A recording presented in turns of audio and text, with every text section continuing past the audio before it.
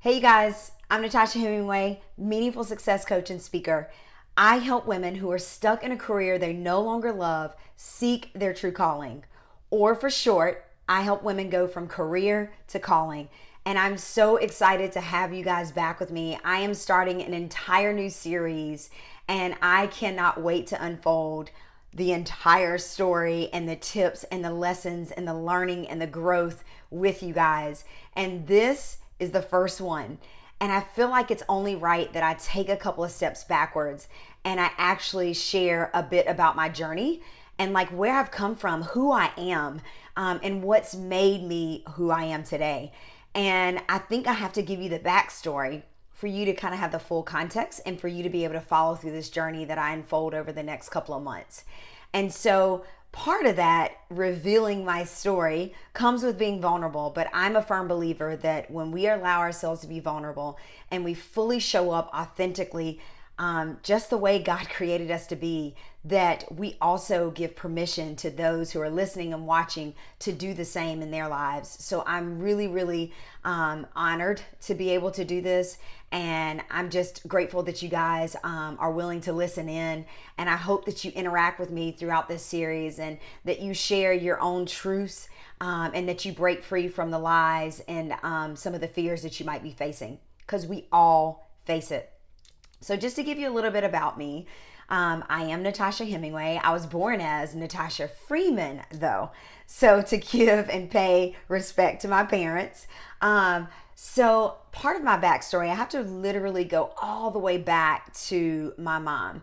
My mom, man, she's my everything. She is my hero, my shero, whatever you want to call her. She's all that and more. But if it wasn't for my mom, I wouldn't be the woman that I am today. And you're probably wondering, like, well, why is she not mentioning her dad? And I'll share that with you. So for me, my backstory, my upbringing starts with my mom and my parents. My parents had me, and they were a little bit older and made the decision to step into having me, thank God. And my dad actually passed in a car wreck 2 months after I was born. So I was a little bit shy of 8 weeks. And so it was my mom. And just so you know, some backstory, my mom is an only child. She lost her father when she was a young girl. And I would say about elementary age. And then my mom's mom, she lost her to breast cancer when she was in her first year of college. So my mom is an only child, and so am I. So I'll speed you up a little bit. After my dad passed, it was just me and my mom. So my mom's an only child. I'm an only child. My mom moved us to South Carolina, which is a small town called Anderson, because my mom knew that I needed to be raised around family, and she knew that she couldn't do life alone, right? And nor should any of us do that. That's another thing that I've learned throughout my journey of growing up, which I'll share later. But she moved us to Anderson, South Carolina. And my mom went back to nursing school, and she actually went to nursing school in Emory, at Emory University in Atlanta. And so my mom actually during the week would be at school, and then she would have me stay with my grandparents. And so my grandparents, which really one set of grandparents, they're really not my grandparents. It's really my mother's, follow along, my mom's mother's sister. So it's her aunt, my great aunt. So, but she's older than my mom, and she's always been my grandma to me, and her husband has always been my grandfather. I don't know any different. And so even though they're my great aunt and great uncle, so my grandmother lived on one end of the street, and up over a hill on the other end of the street, my father's mother lived there. So my mom would go to school during the week, and she would leave me with my grandparents once a week. So one week, one set of grandparents had me. My mom would come home on the weekends, and she would, back then it was cloth diapering. She would wash my diapers, spend time with me, and just, take up as much time as she could with me. And then on Sundays, she would head back to Atlanta, which is where Emory University is, and she would be in school. So, and then on the opposite week, the following week, my father's mother would take care of me. So I am a firm believer that we are better together and that we are meant to be in community and connected, and we are not meant to do a life alone, and that it truly takes a village, right, to raise a child and children in a community. So that's just a little bit of my backstory. So I've always seen and known my mom to go above and beyond, to hustle and to grind and to drive and to strive and to do better, to create a life for me that she didn't have, right? So my mom hustled and grinded to get herself through college, to get her financial aid and student loans. Like, she talks about how she would go into the student loan office and she would get to know the people in there, and she would, get them on board with like supporting her and sometimes helping her get her books when she didn't have the money and just the funding for school. Like, she really, really did all of that to make sure that she was able to get an education. And so I think it is just instilled and built into my mom, and therefore I inherited that same thing. But my mom did all those things to ensure that I could have a better life than she did. But she also did it so that I could have experiences, right? So that I could take competitive gymnastics, which was super expensive, mind you. If you are a gymnast or anybody that's ever been in a competitive sport, it is no joke. Like, the training, the cost, the weekend meets and travel, and it's insane. But it was one of the most amazing experiences and shaped me into who I am today as far as discipline, work ethic, all that. And then she also did all of that to make sure I had experiences that we could travel and just be able to go places and experience life in this world and people outside of our small hometown. So I've seen my mom, like I said, just go above and beyond and just give her all. So my mom's a nurse practitioner, and she has been that my entire life. And she's a person that's always gone above and beyond for everybody, for her patients, for her job, for her community. She's just that person. She will hustle, she will grind, she will network, she will put her neck on the line for people that and for what she believes in. And so if you go back to me growing up, in high school, that's when I took competitive gymnastics for like 9 or 10 years. In high school, I stopped because I wanted to have a life outside of gymnastics. I didn't want to go to college and do it because it was all consuming. You really couldn't have another activity outside of competitive gymnastics. So I went in and decided, okay, my 9th grade year, I want to stop gymnastics, and I ran track and I cheered, and I was just social and I did all the things, and I absolutely enjoyed all those years. And around my sophomore year in high school, my mom got diagnosed with breast cancer. And it's the exact same thing that my mom's mom passed from. So when that happened, it brought up unbelievable amounts of like fear. And I don't really feel like I knew how to cope with it at that age. I kind of just put my head down and I just grinded, right? My mom made sure that there were people around me and community around me to make sure that my life really didn't change and that things didn't stop for me, and that I was still able to focus on school. I was still able to do all the activities that I was involved in.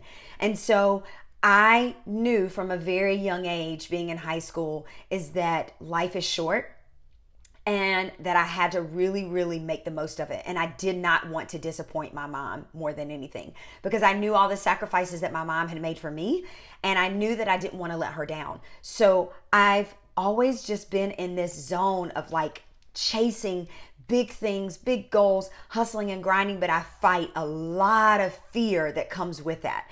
And so I'm sure some of you guys can relate just what fear feels like and how it shows up and how it can be a very, very real thing. But if you don't have something that anchors you, which for me, it's my faith, that allows you to push past those fears, it will allow you to stay stuck.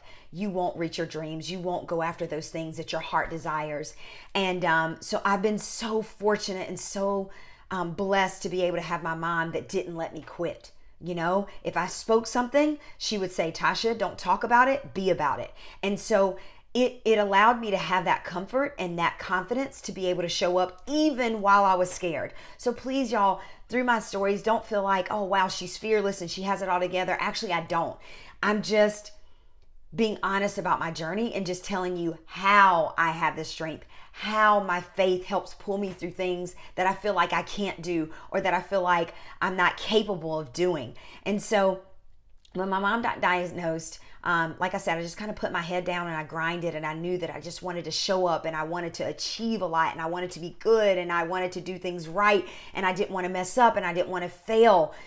And you guys, part of that is great, and then part of that is not so great, because what I found myself in was in this perfectionist spirit, right? Where everything had to be perfect and I was afraid to make mistakes. And sometimes that fear of being afraid of making mistakes would stop me from doing things, right? Things that my heart truly desired. And so I went off to college, and you guys, talking about being an overachiever, perfectionist, let me just tell you, it didn't stop after high school. I went on, I got a scholarship to go into college. I went to a small private college, which I'm so proud to be a part of, which was Anderson College. Now it's Anderson University. And I just went in, and I went in all the way. For example, stick with me, guys. I was Miss Freshman. So I won Miss Freshman during homecoming court, and I was freshman class president. I was sophomore class president. I won Miss Sophomore. Then I guess I decided to take a break during my junior year. I was junior class senator, so I was still involved with student government and all that. And I did not run for Miss Junior. I just was like, nope, I'm not going to do it.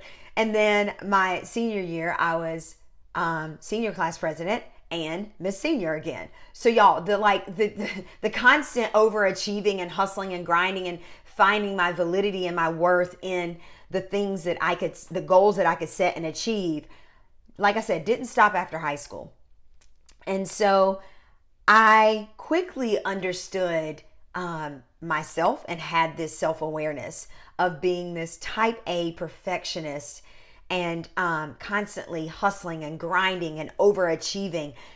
And I was very self-aware, but I really didn't know how to put it in control. And to be quite honest, I think I was just too young. Like I knew it and I didn't like it, but then there are parts of it that I did like, because it did allow me to show up and do things and go after things. And I'm a person that I love serving and giving to other people. That's like my love language. And so I know that anytime I show up and I go after big things, it always allows me to serve other people and show up for them and go all out for them and create whatever experience or opportunity, or just even speaking and encouraging them to go after their thing. I know that. So like I said, it's like a blessing and a curse sometimes. And so I came out of college and I went into my first job as a pharmaceutical sales rep, and everybody was going after that job. Everybody. It was so inundated and it was so hard to get into, because it was this amazing salary coming out of college, and it married my two backgrounds. I have a biology degree, so it allowed me to be able to use my biology degree and my love for science, but also it allowed me to be around people, which I love. And it also married my third passion, which I wouldn't put them in order, of being able to empower and coach and connect with people along their journey and take them through this journey of their health. So did that for 8 years, then moved into a medical device sales role, which is a higher end type of sales, more pressure, more performance goals, more money. I mean, it was all those things. And so I just went after it. And I did that for 8 years too. And I'm going to stop here, but what I want you guys to know behind me sharing this is that it's not just about my story, my backstory, my journey, but it's about giving you guys tips and encouraging you guys and sharing my own growth and my own experiences, so that if you see yourself in this situation, or you're managing someone in this situation, or you can relate and you've experienced some of the same fears and the same pressure. I want to be able to encourage you to know that self-awareness is key, and also to know that the chase, which is what is the title of this whole video, the blind chase, is not always a good thing. And it's so important to not go after the things that you think you should be doing, or what society tells you you should be doing, or what you think makes sense because other people will approve of it, or because you're comparing yourself to someone else, or because you think it's going to make you a lot of money, or you think it's going to give you a certain stature, or you'll be looked upon in a great way. I'm here to tell you, like, it's not worth going after those things if you really aren't honoring truly who you're called to be, truly what your purpose work is in this world, truly what you're destined to do, truly what your heart desires to do. You guys, for so long, I ignored what my calling was, what my purpose was, what my heart truly yearned to do. And it took me so long to get there. And I hope if you're watching this video, you recognize this, you hear it, and it resonates with you, and that you're able to stop yourself in the tracks and say, you know what, no more. No more will I be the overachiever that goes after the things that I think I should be doing, or that's going to make me a lot of money, or that people will look upon. No more will I put myself in comparison to the other female or the other male, that as far as what they're doing and what I think I should be doing. Like, no more. I'm going to actually honor who I am called to be, who I'm destined to be, who I was uniquely created to be. And that's what I've learned, you guys, is that being an overachiever and being a perfectionist and being type A and succeeding and going after goals and stuff can be soul crushing after a while. When you come to grips and you come to a place and a breaking point where you realize the things that you're doing are not really for you and they don't really serve you anymore, you have to stop and you have a choice. You can either honor that or you can ignore it. And you guys, I chose to honor that. And I will say it was not easy, but I no longer could ignore it. And I knew I had to surrender to everything that I thought my life would be to really start harnessing who I was called to be. I hope you guys stay tuned. I hope that this video just enlightens you and encourages you and helps you understand my journey, my backstory, my fibers of who I am, and my parents, and part of my journey to being this type A perfectionist. And you guys jokingly hear me say it, I am a recovering type A perfectionist. I know that about myself, and it's something that I have to constantly work on so that I don't stop myself, or I don't allow my fears to stop me from really showing up for who I want to be and for how I am called to serve other people. Because you guys, if you don't step into your calling, if you don't step into your purpose work, there are so many people that are out there waiting for you to show up that miss what you have, that miss your unique gifting, that miss being blessed by you.